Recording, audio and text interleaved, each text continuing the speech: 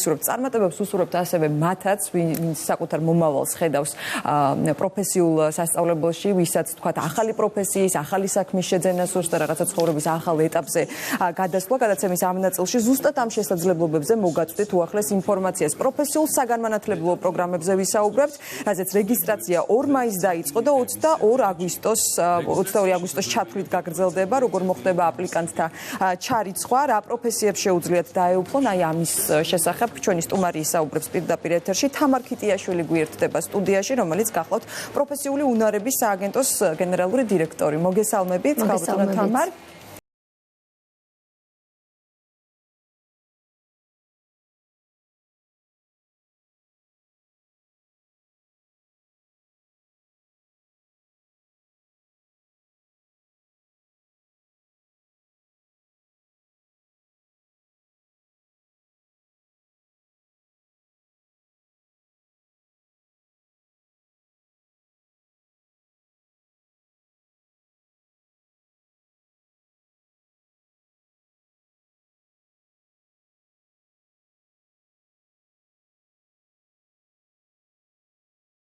ძალიან მნიშვნელოვანი თემაა და ამ ბოლო დროს მართლა ძალიან ხშირად ვსაუბრობთ ამაზე, იმიტომ რომ თითქოს ბაზარი უკარნახობს საჭიროებას, თითქოს მოთხოვნაც უფრო მეტად იზრდება და ადამიანები უფრო ხედავენ ბოლო წლებში საჭიროებას აი პროფესიული განათლების და რაღაცა ბევრი შესაძლებლობა და ბევრი კარი შეიძლება გაიხსნას ადამიანის ცხოვრებაში ზუსტად ამ შესაძლებლობების გამოყენებით. ეხლა თუ შეგვიძლია რომ ზუსტად ავუხსნათ ჩვენს მაყურებელს ჩარიცხვის ახალ წესთან დაკავშირებით რომ მივაწოდოთ ინფორმაცია, ვიცით რომ რაღაცა ცვლილებები შევიდა გასულ წელს და ეხლა როგორ ხდება რომ დავაკვალიანოთ მსურველები. დიდი მადლობა თქვენ აღნიშნეთ ტენდენციაზე და ეს ტენდენცია რეალურად ციფრებშიც გამოხატულია. წელს ჩვენ განსაკუთრებით ბევრი ადგილი გვაქვს შეთავაზებული პროფესიული საგანმანათლებლო დაწესებულებების ასე ვთქვათ კარი გაიხსნა ბევრი განსხვავებული პროგრამის მიწოდებით მოქალაქეებისთვის დაახლოებით 17,000 ადგილია შეთავაზებული, რაც უპრეცედენტოა და აქედან რამდენი იყო დაახლოებით დინამიკის რო წარმოიდგინოთ? გასულ წელს იყო 12,000. ჩვენ გვაქვს ასევე ამ 17,000-დან ძალიან განსაკუთრებით სასიხარულოა რომ 1000-ზე მეტი ადგილი უკვე ინტეგრირებულ პროგრამებზეა შეთავაზებული. ეს არის საშუალო პროფესიული პროგრამები, სადაც 9 კლასის დასრულების შემდეგ შეუძლიათ მოზარდებს რომ სწავლა განაგრძონ პროფესიულ სასწავლებელში და პროფესიის დაუფლებასთან ერთად თან ამასობაში ასე ვთქვათ პარალელურად დაძლიონ საშუალო განათლების პროგრამაც, რაც მათ შემდგომში სწავლის გაგრძელების შესაძლებლობას აძლევს უმაღლეს სასწავლებლებში და ეს პროგრამები 3 წლიანია, განსაკუთრებით პოპულარობით სარგებლობს, მოთხოვნა იზრდება და ადგილების რაოდენობაც ეტაპობრივად იზრდება. რა პროფესიებზე, რა მიმართულებებზეა საუბარი, რას მოიცავს ეს პროგრამები? ყველა მიმართულებას, ანუ ჩვენ ყველა დარგი, რაც კი პროფესია არსებობს, სოფლის მეურნეობით დაწყებული და IT მიმართულებით დამთავრებული, რაც განსაკუთრებით ტრენდული ახლა და მოთხოვნადია მომავლის. 2019 წლიდან შეთავაზებული ადგილების რაოდენობა გასამაგდა IT მიმართულებით, ვინაიდან მოთხოვნა არის ძალიან დიდი, მუდმივად კონკურსები ამ პროგრამებზე, მაგრამ არანაკლებ პოპულარულია ტურიზმის მიმართულების და მომსახურების მიმართულების პროგრამები. ასევე პოპულარულია საკმაოდ სამშენებლო მიმართულება, სხვა მომსახურებები, ავტომომსახურება, ასე შემდეგ, ძალიან ბევრი მიმართულება. გვაქვს ასევე ძალიან ნიშური პროფესიებიც, როგორც არის რეწვა, სახელობო მიმართულებები, ხის მხატვრული დამუშავება, სადურგლო მიმართულება, ასევე ვთქვათ თქვენი მიმართულებით ტელეხელოვნების სასწავლებელია, რომელიც ოპერატორის ხელოვნებას და სხვა ასეთ მიმართულების პროგრამებს თავაზობს. სამედიცინო მიმართულება ძალიან საინტერესოა, მოთხოვნადია, საექთნო განათლება გახლავთ ერთ-ერთი ყველაზე მოთხოვნადი პროგრამა და პანდემიამაც აჩვენა, რომ ძალიან დიდი ასე ვთქვათ მოთხოვნებიდან გამომდინარე, მართლაც კიდევ ერთხელ დავინახეთ, რომ ამ ასე ვთქვათ სფეროს და ამ კადრებს, პროფესიონალ კადრებს ამხელა მნიშვნელობა აქვს. ნამდვილად დეფიციტურია. აქვე ვიტყვი, რომ ყოველწლიურად ახალ-ახალი პროგრამები ჩნდება, ძალიან საინტერესო პროგრამები, მაგალითად შრომის უსაფრთხოების პროფესია გაჩნდა, მოიტანა, ასე ვთქვათ, თანამედროვე ეკონომიკის განვითარებამ, რეგულირებამ და ასევე ბევრი სხვა ახალი პროფესია ჩნდება ენერგეტიკის მიმართულებით, სხვა ბევრ დარგში და ბევრი მიმართულებით. რაც შეეხება მიღების, თქვენ მკითხეთ მიღების წესისწულებაზე, ხო? წესთან დაკავშირებით. დიახ, აქ ჩვენ ძალიან საინტერესო ტენდენცია გვაქვს და ძალიან თანამედროვე და იმ სოფლიო დინამიკის შესატყვისი, რაც მთელს განვითარებულ სოფლიოში არის ხილვადი, ეს გახლავთ დეცენტრალიზაციის პოლიტიკა. ანუ თუ კი აქამდე ყველა პროგრამაზე ერთიანი ეროვნული გამოცდებით იყო ჩარიცხვა შესაძლებელი, ახლა ერთიანი ეროვნული გამოცდა მხოლოდ უმაღლესი პროფესიული საგამანათლებლო პროგრამებისთვის არის დადგენილი, როგორც ჩარიცხვის წინაპირობა და ეს გამოცდა ჩატარდება სექტემბრის დასაწყისში და იქნება მხოლოდ ყველას ეხება? ეს ეხება მხოლოდ უმაღლეს პროფესიულ პროგრამებზე. ნახეთ, როცა აპლიკანტი შედის ვებგვერდზე და უთხრათ რა ვებგვერდია, ხო, მაყურებელს VET-EMIS-G. აქ დაგხვდებათ ალბათ ყველა აქ არის სრული ასორტიმენტი, დიახ, და როცა ირჩევს სხვადასხვა პროგრამას, მას შეუძლია პროგრამების მიხედვითაც დარგები, მიმართულების მიხედვითაც აირჩიოს. შეუძლია უშუალოდ პირდაპირ პროგრამა ჩაწეროს, ან შეუძლია მის ახლოს მდებარე კოლეჯი ჩაწეროს, ანუ რეგიონული, ასე ვთქვათ, ფილტრითაც შეუძლია აირჩიოს როგორც სასწავლებელი, ასევე პროგრამა. როდესაც პროგრამას ათვალიერებს და ირჩევს და მას შეუძლია სამი შესაძლო პროგრამა აირჩიოს და სამივეს თანაბარი პრიორიტეტი ენიჭება. პროგრამის ველში იქ აღწერა მოცემული სრული პროგრამის, ჩანს თქვათ თუ თანადაფინანსება კერძო კოლეჯების შემთხვევაში რომელიმე პროგრამაზე მოთხოვნილი ესეც ჩანს, სრულად დაფინანსებული თუ არის, სრულად დაფინანსებული თუ არა სახელმწიფოს მიერ, ესეც ჩანს ხანგრძლივობა, ჩანს პროგრამის დონე, ჩანს ანუ უმაღლესი პროფესიულია, საშუალო პროფესიულია თუ საბაზო პროფესიულია. ჩვენ გვაქვს სამი ტიპის პროგრამა. და თქვენ აი უმაღლესზე ამბობდით, რომ სექტემბერში ჩატარდება უმაღლესზე ჩატარდება გამოცდა და უმაღლეს პროფესიულზე, ვინაიდან აქ სრული საშუალო განათლება არის მოთხოვნის წინაპირობა. აქ შედარებით ცოტა მეტი აკადემიური მოთხოვნებია, ამიტომ ერთიანი ეროვნული გამოცდები აფასებს, ასე ვთქვათ, შესაბამისობას პროგრამასთან. რაც შეეხება საშუალო პროფესიულს და საბაზო პროფესიულს, ამ პროგრამებს და მათ შორის არის ის ინტეგრირებული პროგრამებიც, რომლებზეც რომლის შესახებაც დასაწყისში მოგახსენეთ, ამ პროგრამებზე შერჩევას ახორციელებს კოლეჯი სწორედ პროფესიული უნარების სააგენტოს მხარდაჭერით. ჩვენი მხარდაჭერით. კოლეჯები, როგორც წესი, შერჩევის მეთოდი რა იქნება და რა ტიპის შერჩევა იქნება, ეს იმ რეგისტრაციის დროსაც იმ ფურცელზე, ასე ვთქვათ, ძირითად აღწერილობაში ჩანს. ეს არის ძირითადად ან გასაუბრება, სამოტივაციო გასაუბრება, შესაძლოა კოლეჯმა დაადგინოს რაიმე დამატებითი ტესტიც, ან დაადგინოს, თქვათ, შემთხვევების ანალიზი, როგორც შერჩევის მეთოდი. ეს ყველაფერი ხორციელდება კოლეჯში და ამის შესახებ დეტალური ინფორმაცია მოცემულია და ასევე კოლეჯში შეუძლია დამატებით მოიძიონ. მე ვურჩევ ყველა აპლიკანტს, რომ ამ პერიოდში გამოიყენოს შესაძლებლობა და ესტუმრონ კოლეჯები თავის ვებგვერდებზე ასე ვთქვათ, აქვეყნებენ სხვადასხვა ღია კარის დღეებთან, ღონისძიებებთან დაკავშირებულ განცხადებებს და ისედაც ნებისმიერ დროს მათ შეუძლიათ რომ მივიდნენ ადგილზე დაათვალიერონ, გაეცნონ არაჩვეულებრივი საერთაშორისო სტანდარტით აღჭურვილი ინფრასტრუქტურა ძირითადად კოლეჯებში, განსაკუთრებით საჯარო კოლეჯებში სახელმწიფოს მხარდაჭერით არის განახლებები გაკეთებული ბოლო წლების მანძილზე. შეუძლიათ ეწვიონ ორივე, როგორც კერძო, ასევე საჯარო კოლეჯებს დაათვალიერონ, მიიღონ გადაწყვეტილება, თუმცა რაც ყველაზე მნიშვნელოვანი და მთავარია და რაც არის ჩვენი სათქმელი და ამაზე ხაზი მინდა გავუსვა ამას და ვთქვა, არის ის, რომ იცით, ჩვენ კოლეჯებში უდიდესი ნაწილი ჩვენი აპლიკანტების არიან ის ადამიანები, ის ახალგაზრდები, რომლებიც უმაღლესი განათლების დასრულების შემდგომ მოდიან პროფესიულ განათლებაში, პროფესიის საძიებლად. ვინაიდან ხვდებიან, რომ არასწორი იყო მათი არჩევანი, იყო ნაადრევი, შეიძლება ხშირად გაუაზრებელი, ინფორმაციის ნაკლებობით განპირობებული, ან ვთქვათ, რაღაცა სხვა მოლოდინები ჰქონდათ, თავის დროზე სათანადოდ დაკვალიანება ვერ მოხდა მათ გსურდათ, რომ რაღაც უფრო პრაქტიკული, პრაგმატული პროფესია შეეძინათ, რითიც სწრაფად დასაქმდებოდნენ და რაღაცას გააკეთებდნენ, ანუ მათ გქონდათ ნაკლები სურვილი რომ აკადემიური განათლება მიეღოთ, კვლევა ესწავლათ, სინამდვილეში რაღაც უფრო პრაქტიკული უნდათ და სხვა მოლოდინი ჰქონდათ უნივერსიტეტისგან. და სინამდვილეში ის არ დახვდათ, რასაც ელოდნენ, ან მოკლედ ეს არის უმეტესწილად არასწორი დაკვალიანების პრობლემა, ან ინფორმაციის დეფიციტისა და ნაკლებობის პრობლემა. ამიტომ ისინი ხშირად მოდიან პროფესიულ განათლებაში. და ჩემი რჩევა იქნებოდა, რომ სანამ გადაწყვეტილებას მიიღებენ აბიტურიენტებიც, ახალგაზრდები, გნებავთ 9 კლასის დასასრულს, გააგრძელონ სწავლა სკოლაში თუ შეიძინონ პროფესია, გნებავთ 12 კლასის დასასრულს, რა გზას დაადგენ, რა პროფესია აირჩიონ, რა ტიპის განათლებას მიჰყონ ხელი. ჩვენი რჩევა იქნება, რომ დაიწყონ კარიერა პროფესიული განათლებით. ყოველთვის შეძლებენ ისინი თუ ექნებათ სურვილი რომ მომავალში რომ უმაღლესი განათლება მიიღონ, მათ უმაღლესი განათლების მიღებაშიც ხელს არაფერი შეუშლის.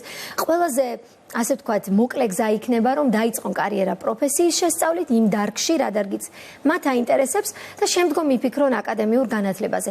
ამით არ ვიცი დამეთანხმებით. რესურსიც დაიზოგება და ასე ვთქვათ, მათი დროც დაიზოგება. არ ვიცი დამეთანხმებით თუ არა, მაგრამ ძალიან ბევრი წლის განმავლობაში, ასე ვთქვათ, პრაქტიკა და სურათი ჩვენს ქვეყანაში სხვას გვიჩვენებდა, ხო? ანუ თუ ვთქვათ, ვერ მოხდებოდა ადამიანი უმაღლეს სასწავლებელში, თქვათ, მხოლოდ მაშინ მოდიოდა. თითქოს აი ის ადამიანი ასე ჩამოყალიბდა სტერეოტიპულად, რომ ვინც უმაღლესში ვერ ხვდებოდა, ის მიდიოდა პროფესიულ სასწავლებელში. ეს ტენდენციაც არის, თუმცა ნელ-ნელა იცვლება უფრო უმეტესად ის მომართვიანობა არის იმ უკვე ზრდასრულებისგან, რომელთაც უმაღლესი განათლება მიიღეს და ზუსტადაც გააზრებულად ირჩევენ ამ მერე მიხვდნენ, რომ პრაქტიკული პროფესია აინტერესებდათ.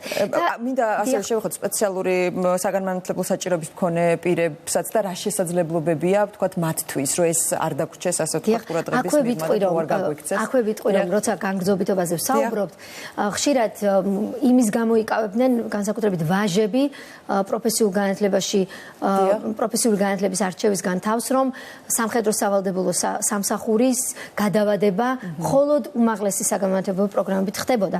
ახლა ეს სურათით შეცვლილია, რამდენიმე წელია უკვე ვთქვათ, გადავადებაც ხდება პროფესიული პროგრამის დაუფლების დროს და მათ არ შეეშლებათ ხელი სწავლაში სამხედრო სამსახურის გამო.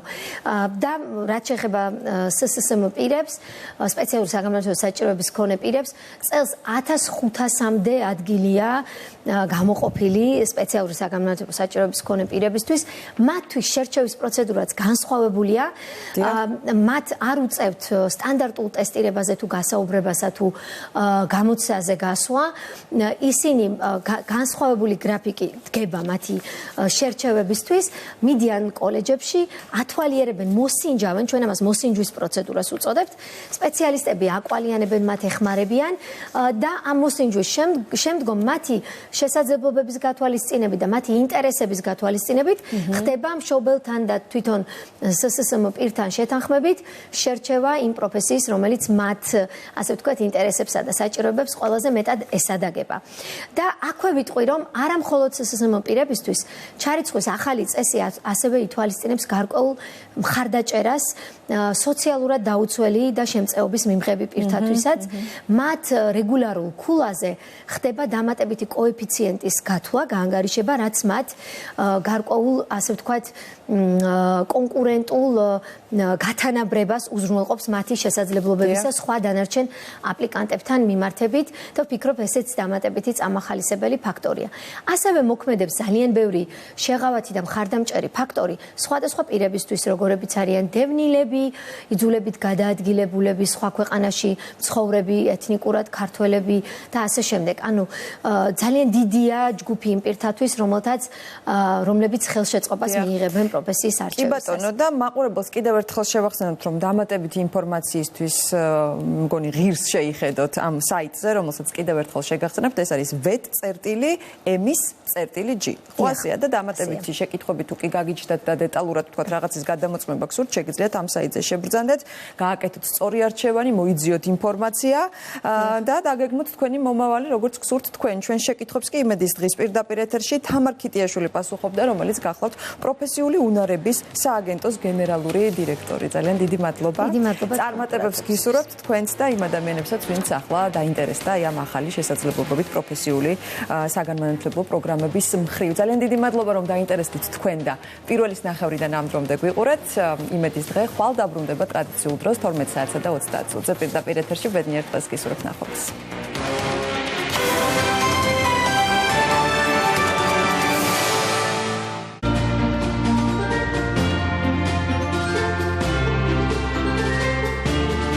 გადაცემის წარმოდგენია PSP. ჩემი ოჯახის აფთიაქი. დღეს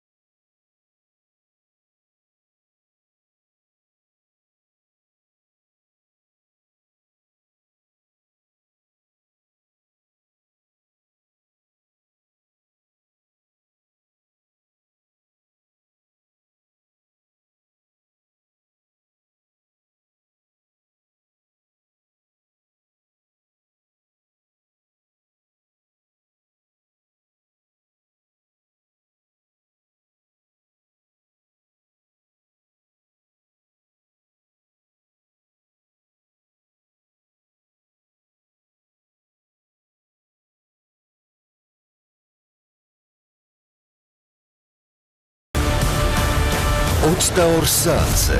ჩვენი არაჩვეულებრივი ექსეული. ბიჭია, ეს არ არის დედრობითი. კარგია. ძალიან გეპატარავება ეს ძაღლი.